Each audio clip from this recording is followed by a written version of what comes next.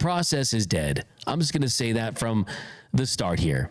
We've seen the best of Joel Embiid. He has been a great player when he's been healthy. We know he's an MVP caliber talent, but unfortunately, the injuries, I think, are going to cost him what should be a first ballot Hall of Fame career.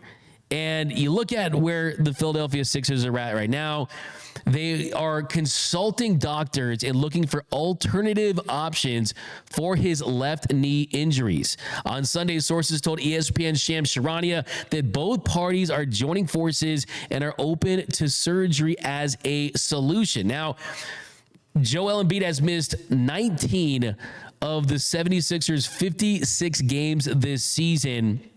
And this is a 76ers team that has struggled all season long. They are fighting for the chance to keep their draft pick.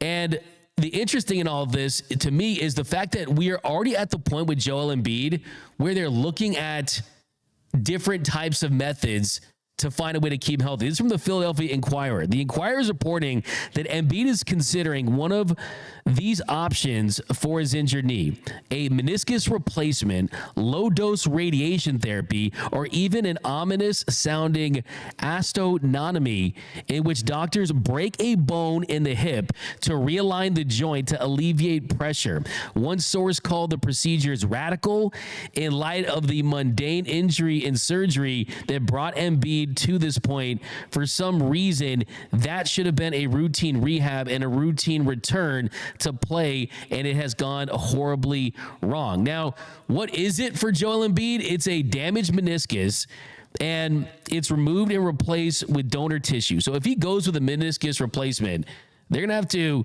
take that damaged meniscus, remove it, replace it with donor tissue. The recovery time is 6 to 12 months. The impact, it may improve his mobility, but it carries long-term durability concerns. So for a guy that's already struggled to stay on the court, this is a very radical way to go about it. Another thing they could do, low-dose radiation therapy. What is that? Radiation is used to reduce inflammation and slow down cartilage deterioration. The recovery time, it does vary. It heals gradually. The impact, it is less invasive, but is still experimental when it comes to sports injury. So that doesn't seem like it's a lock either. And then there's the osteotomy. The osteotomy this seems painful. Doctors break and realign a bone, usually in the hip or knee, to relieve joint pressure. The recovery time is 6 months to a year.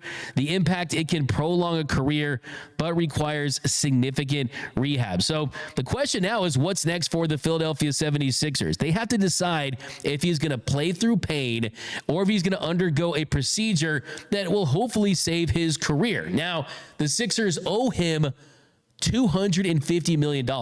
He's still under contract for 4 more seasons.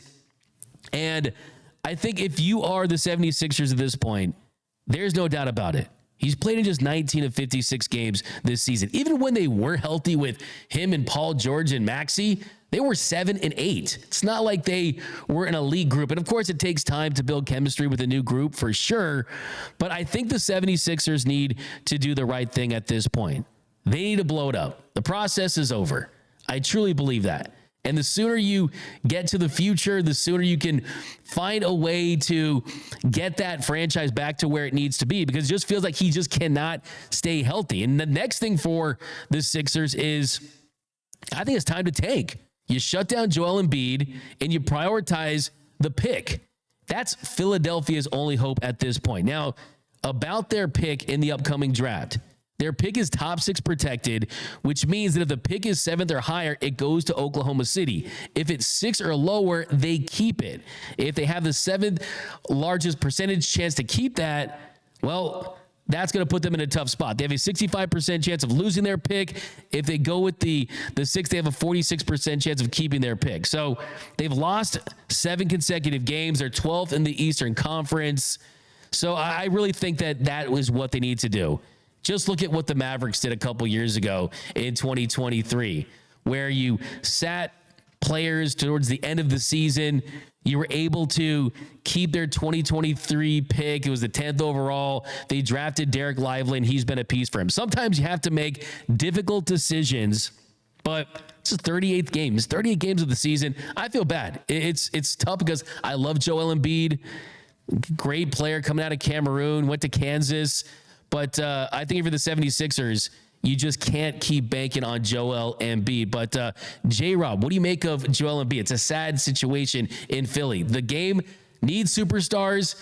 One of the best personalities in the league. It pains me to see what he's going through in the city of brotherly love. So let me start off by saying I think Joel Embiid, when he is fully healthy, is one of the best players on the planet Earth. I don't even think there's a question about it. He's a top 5, top 3 level player when healthy. I wouldn't say it's time for the 76ers to blow it up where you get rid of Joel Embiid because honestly, D-Mac, I don't think there's too much of a market for him because of his injury history. If I'm the front office in Philadelphia, I am shutting him down. We are preparing for the 2025-2026 NBA season, and we are trying to get a top 3 pick in this upcoming NBA draft. When you have a Dylan Harper, a Ace Bailey, Cooper Flagg, this is one of the most loaded drafts I've seen in a while. Honestly, since maybe 2021 with Cade, Scotty Barnes, in that group. When I see Cooper Flagg and Dylan Harper, those guys to me are franchise level players. Dylan Harper is the closest player to Cooper Flagg in terms of being able to overtake that number 1 spot. And I think Cooper Flagg is a lock to get there. But if you're the Philadelphia 76ers and you can manage to get Dylan Harper, who to me is the closest thing to a Cade Cunningham, Luka Doncic like prototype. I'm not saying he's going to be those players, we don't know.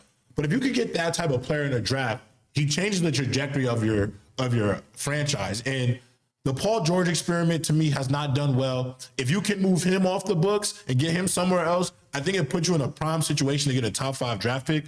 In order for the Philadelphia 76ers to be successful though, Joel Embiid, regardless of what they do medically, he has to lose weight. And I'm not fat shaming him. He doesn't look fat or chubby. He's just a huge guy, almost a 300-pound guy. And I think he has to take a lot of pressure off his lower extremities. One of the reasons why he stays hurt is due to the fact that he's always in that 290 to 300 range. And I think that's put a lot of pressure on his lower body. And he needs to relieve a lot of that stress.